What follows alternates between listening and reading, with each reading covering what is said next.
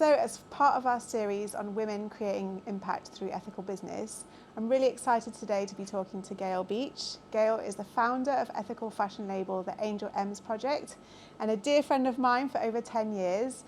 So Gaelle, thank you so much for taking the time to talk with Fair Space today. You've worked in fashion your whole career, and what made you make that shift from luxury fashion to starting your own independent ethical fashion label?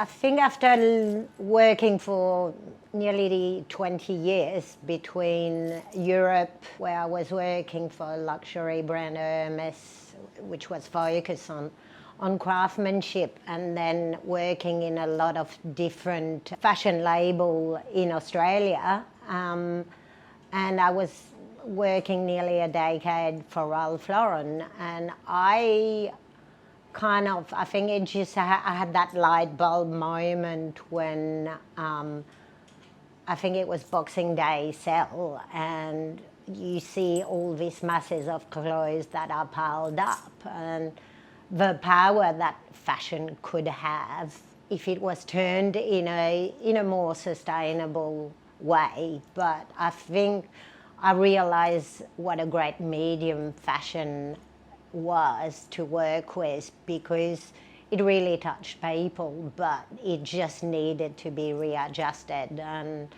I think that's when, you know, a few weeks later, I kind of walked away. I mean, I didn't straight away walked away from it, but started the ANJELMS Project. The heart of the ANJELMS Project was started and always is. The core of it is people. It's about empowering people. It's, like I always tend to say, it's finding their way. I think whether it is disadvantaged communities, you know, we started in Bali, we then went to Nepal, we've now been working for the last 7 years in India, and then we've got a team of young people here. I think that commonality is been finding how can we use their potential? How can we make people flourish? And I think that's a passion of mine. I think I just like to see people succeed and find some happiness and see family, you know, parents be able to provide for their children. And I think at the core of it, fashion to me, like I just said, is more of a medium. I've never intended to be a high fashion label, but it's a medium to connect people. Initially, when I heard about slow fashion, I was kind of a little bit reticent about using it, because I'm a kind of very active person, and as you can tell, I like talking and I get very passionate. And to call my label or my project a slow fashion project, I was like, is it gonna give people the wrong impression that, you know, it's not an active brand, that it's not. I think it's been, to me, the slow part of it, it's the reflecting part of the project. To have a slow fashion project is to go back and reflect on every step of your production, manufacturing, sourcing initially. I mean, it goes back to where do you get your fabric, how they're made, how is the cotton harvested. And each of those steps we reflect on saying, how is it done? Am I doing the right thing? How can I do better? So that you have to slow down and you have to appreciate. And each of those steps is a learning curve for me, for consumers, because then you have to educate your customers on what is it that you do and why you've chosen to do it the way you do. And I think it slows down the whole process, because you're asking a lot more questions and you're taking the time to make those choices that you do, whether it's finding a more sustainable way to make your garments. I mean, we've changed a lot of our practices throughout even the last 7 years, working with the Stitching Project and Fiona on saying, how can we do better? We've introduced, I think it was four years ago, we started working with plan dyes because we were not convinced that the dye we were sourcing were actually 100% organic plan dyed. And so Fiona decided to actually do it in-house, which is a massive enterprise, especially to do plan dyeing on a commercial level. And I think you need to slow down instead of throwing yourself into a project and saying, look, I'm going to make clothes and, you know, it can't be that hard. We'll just get some cloths from there. There's tailors everywhere.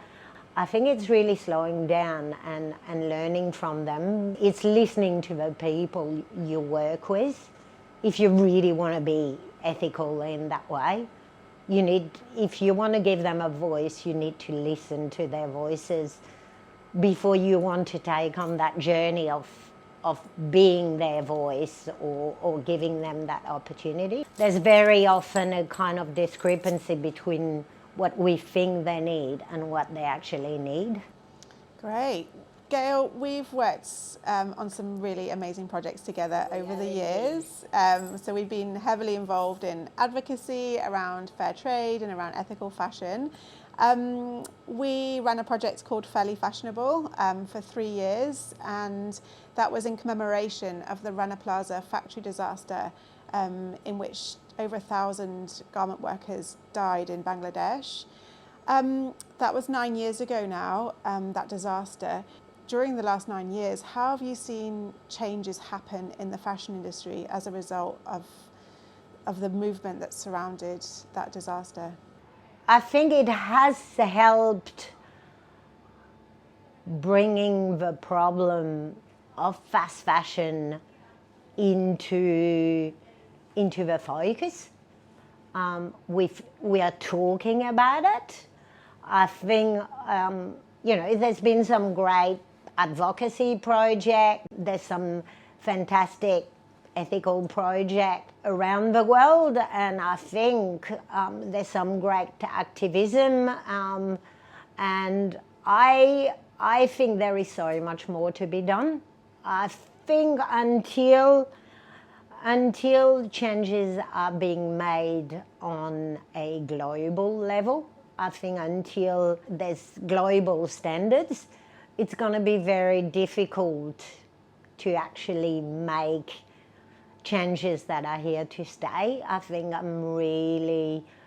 we ask from brands to have transparency, and I think it's great. But I think unless you've got standards and rules that are the same for everyone, there's going to be abuse. I think there are so many things that we used to do that used to be, and such a strong textile heritage that is also beautiful, that we can integrate in the fashion business so that it becomes profitable for a lot more people and involves a lot more people. And the actual communities where fast fashion, where the garment workers don't have any rights, whether, you know better, whether it's Cambodia, whether it's India, whether, it's even Bali.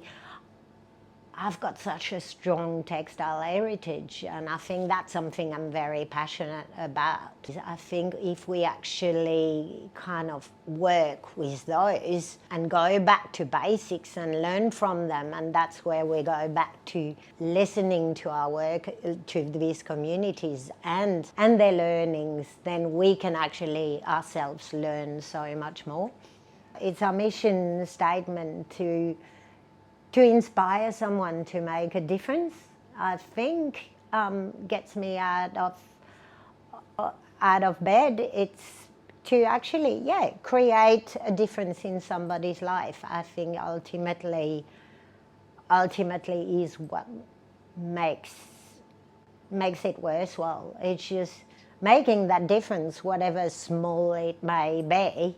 It's just kind of, if I can make, you know, difference in one person's life, or change or inspire them to kind of pursue their dream, I can kind of retire a happy person, if I ever retire.